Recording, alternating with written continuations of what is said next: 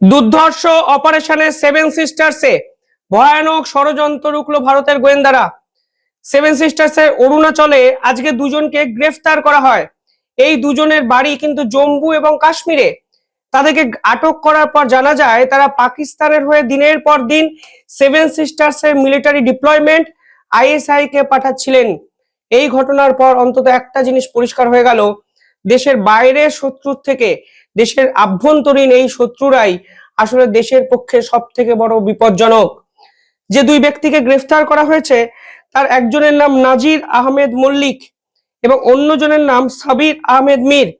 এরা কিন্তু কাশ্মীরের কুপওয়ারা যে ডিস্ট্রিক্ট আছে সেখানকার বাসিন্দা। তাদেরকে একটি নির্দিষ্ট মিশনে সেভেন সিস্টার্স অর্থাৎ অরুণাচলের কাছে কিন্তু পাঠানো হয় এবং অরুণাচলে তাদের নির্দিষ্ট কিছু টাস্ক দেওয়া হয় এবং সেই ধরনের কাজ তারা করছিল যা পাকিস্তানের সেনাবাহিনী এবং আইএসআই তাদেরকে নির্দেশ দিচ্ছিল। একটি টেলিগ্রাম গ্রুপের মাধ্যমে দিনের পর দিন সেনা ডিপ্লয়মেন্ট, সেনার একাধিক গুরুত্বপূর্ণ গতিবিধি, মিলিটারি ইনফ্রাস্ট্রাকচার, একাধিক গুরুত্বপূর্ণ সিক্রেট ডকুমেন্ট তারা ভিডিও এবং ছবি তুলে পাকিস্তানের আইএসআই কে কিন্তু সরবরাহ করেছে।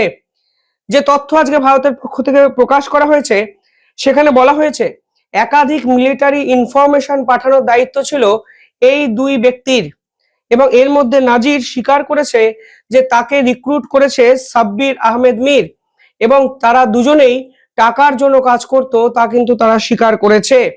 কুপওয়ারা ডিস্ট্রিক্টে এদের বাড়ি এবং আরো একটা ইম্পর্টেন্ট বিষয়, নাজিরকে কিন্তু অ্যারেস্ট করা হয় গঙ্গা ভিলেজ থেকে এবং তাদের কাছ থেকে যে ডিজিটাল ডকুমেন্ট পাওয়া গেছে সেখান থেকে টেলিগ্রাম চ্যানেলের লিঙ্ক পাওয়া গেছে এবং সেই টেলিগ্রাম চ্যানেলের মাধ্যমেই দিনের পর দিন ফটো ভিডিও তারা কিন্তু পাকিস্তানকে সরবরাহ করেছে।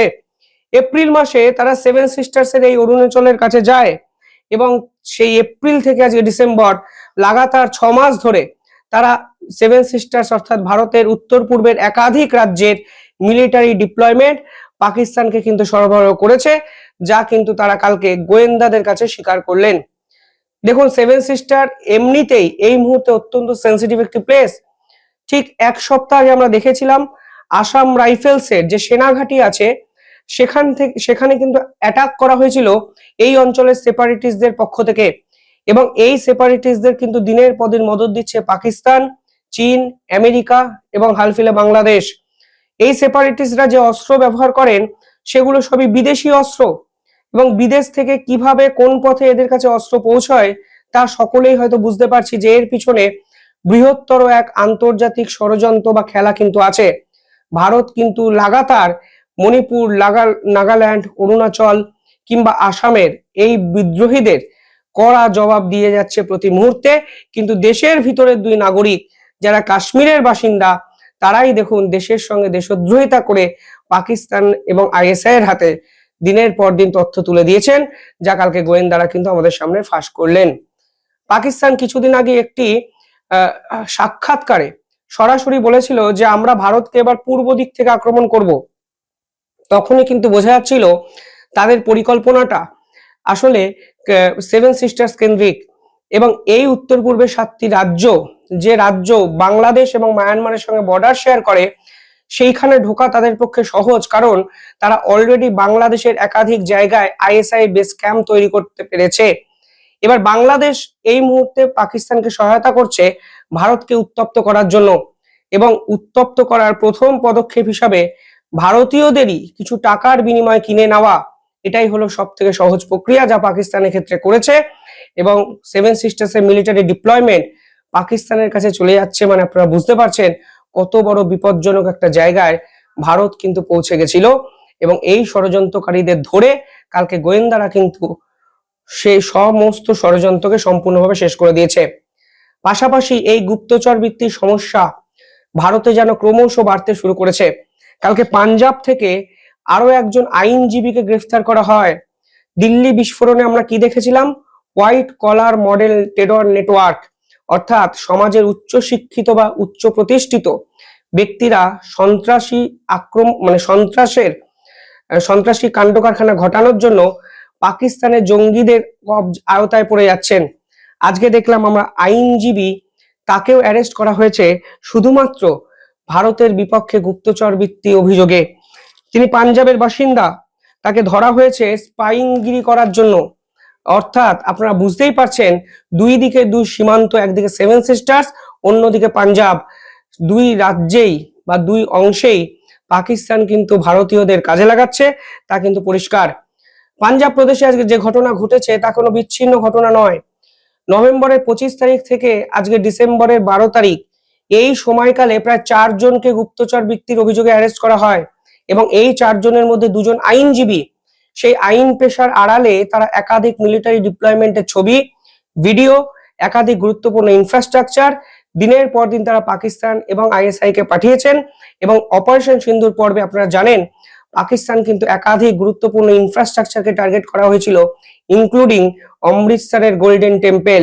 আর এক্ষেত্রে যে খবর সামনে আসছে সেখানে বলা হচ্ছে অমৃতসরের golden temple, golden gate, Jalandhar Attari road, সাককোট, সমস্ত গুরুত্বপূর্ণ নথি পাকিস্তানের আইএসআই অব্দি পৌঁছে গেছে এই গুপ্তচর গ্যাংয়ের দ্বারা।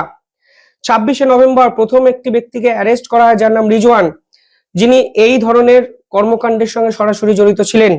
নভেম্বর 26 অজয় আরোরা, তিনি একটি মিষ্টির দোকান চালান এবং মিষ্টির দোকানের মাধ্যমেই পাকিস্তান থেকে হাওয়ালা যোগে টাকা আসতো এবং হাওয়ালা যোগের মাধ্যমেই তারা টেরর ফান্ডিং করতেন বলে অভিযোগ। নভেম্বরের 29 তারিখ সন্দীপ সিং, এই গ্যাংয়ের আরেকজনকে অ্যারেস্ট করা হয়। আর আজকে 10ই ডিসেম্বরের কাছাকাছি সময় নায়ুব বলে এই আইনজীবীকে গ্রেফতার করা হয়েছে, যা তিনি স্বীকার করেছেন তারা দিনের পর দিন পাকিস্তানকে টাকার বিনিময়ে তথ্য পাচার করেছেন। এক্ষেত্রে হাওয়ালা রুটের কথা পাওয়া গেছে, টেরর ফান্ডিং এর কথা উঠে এসছে, একাধিক ফিনান্সিয়াল ট্রানজাকশনের কথা উঠে এসছে এবং সব মিলিয়ে একটি মিষ্টির দোকানকে কেন্দ্র করে বিপুল টাকার লেনদেন হয়েছে পাকিস্তানের সঙ্গে। বিনিময়ে এই 4 জন একটি গ্রুপ ফর্ম করে অত্যন্ত গুরুত্বপূর্ণ কিছু নথি পাকিস্তানের হাতে তুলে দিয়েছেন, তা কিন্তু গোয়েন্দারা পরিষ্কারভাবে আমাদের সামনে নিয়ে এসেছেন। এদের বিপক্ষে বিএনএস সেকশন 113 অর্থাৎ টেরোরিস্ট অ্যাক্ট এর মামলা দেওয়া হয়েছে।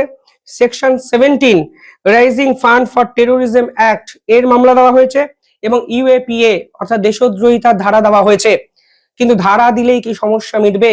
প্রশ্ন কিন্তু থেকে যায়। কেন প্রশ্ন থেকে যায়? কারণ এই ঘটনা কিন্তু প্রতিনিয়ত বাড়ছে। সেই বিপিন রাওয়াতের বিখ্যাত উক্তি যে আড়াই ফ্রন্ট যুদ্ধের সামনে দাঁড়িয়ে ভারত, একদিকে পাকিস্তান, অন্যদিকে চীন যদি আমাদের শত্রু হয়, দেশের আভ্যন্তরীণ সেই শত্রুরা মানে 0.5 শত্রুরা হলো দেশের পক্ষে সব থেকে ক্ষতিকারক। আজকে কিন্তু আমরা প্রতিনিয়ত বুঝতে পারছি। যদিও ভারতের গোয়েন্দারা অত্যন্ত মুনশিয়ানার সঙ্গে 2 ব্যক্তিকে ধরলেন, পাঞ্জাবে একটি গ্যাংকে নিউট্রালাইজ করলেন, সব মিলিয়ে বড় সড় ষড়যন্ত্র থেকে বাঁচলো কিন্তু আমাদের ভারতবর্ষ। কিভাবে দেখছেন আপনারা পুরো বিষয়টি কমেন্টে জানাবেন।